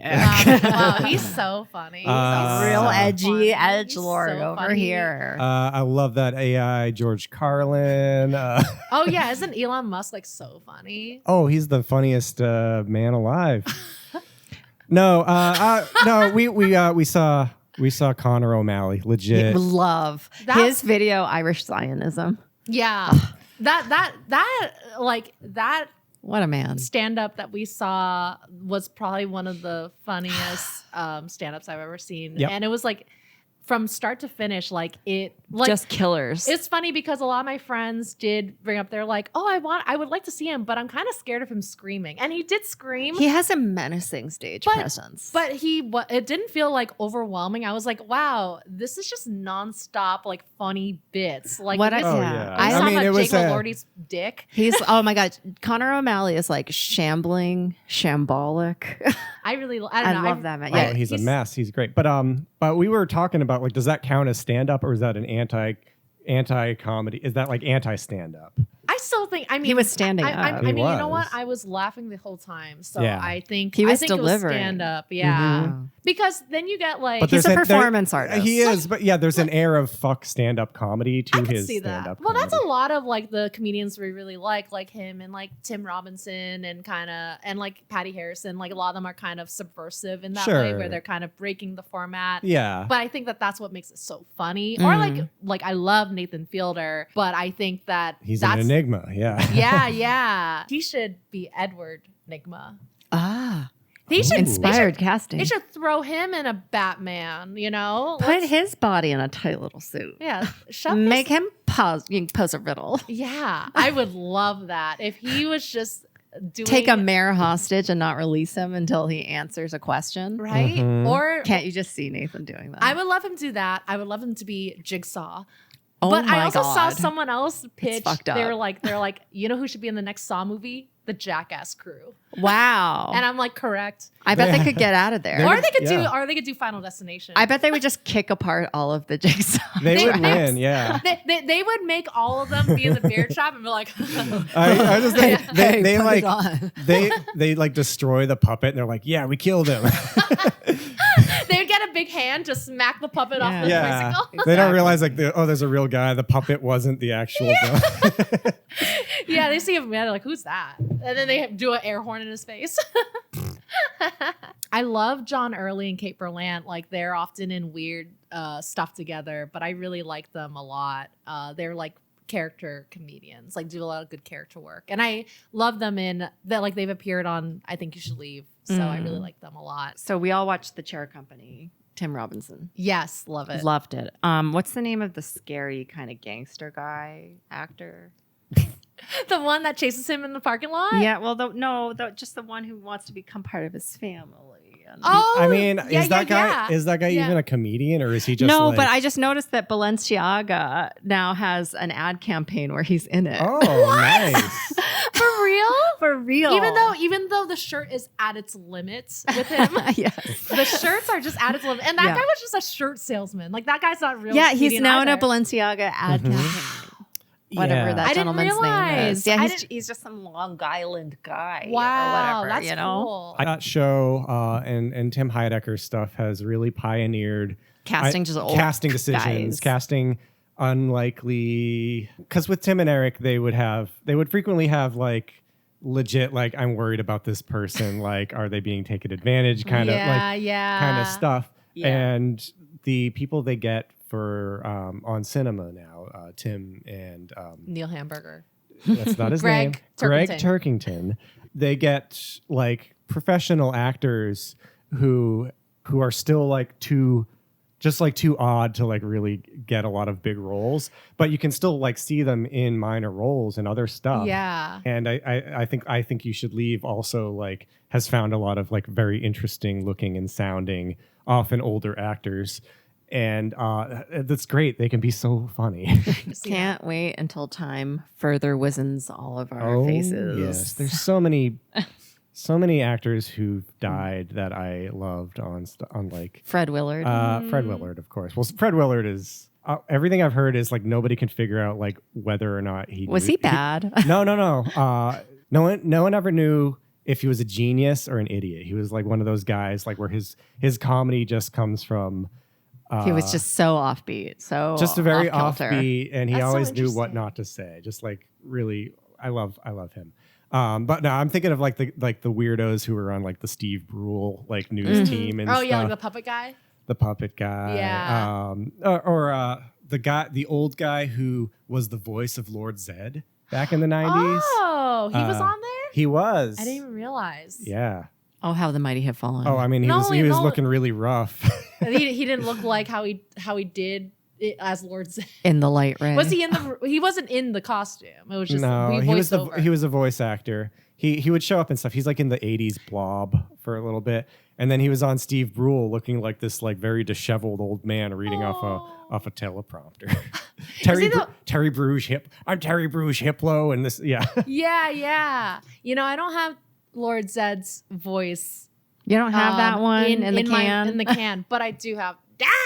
Of course. I'm free. Yeah, like come on. Yes, 100%. I wish she Rita? was. They should pull one of the Ritas into a comedy thing. Mhm. They should pull one of the Ritas into my life because Yeah. I need more of her. A little bit of Rita in my life. Little bit of gold RMI. Well, on that note, now that we've dissected humor and everything about it, Yeah, now that we know everything about comedy, and now that we've conquered the comedy mask, I hope that you guys have a laugh and have share with us some of your favorite comedy bits. You talking I to mean- us or the audience? The audience. are you dumb? Are you dumb or a genius? Are you dumb or a genius? It just took me a second. I had already figured out what you were doing, but I said it anyway. And I was just Do you do this to Kevin and Ryan when you're on? Sometimes. Are you like, are you talking to me or the? drives them nuts. Yeah. Is it the fact that we're women that makes like what we're saying? I just wanted to make unintelligible? sure. Because if it was the other way around and we just didn't answer you, that would have been weird too. Yeah, That's true. but I hope you guys have a funny summer. I mean, we love humor. We love Mhm. comedy. It'll keep you cool. Hey, you gotta laugh. You gotta laugh. Or else you'll cry. Ha ha ha ha ha ha ha ha ha ha. That's how we laugh the day away. in the middle I of am the one of night. Oz. Yeah.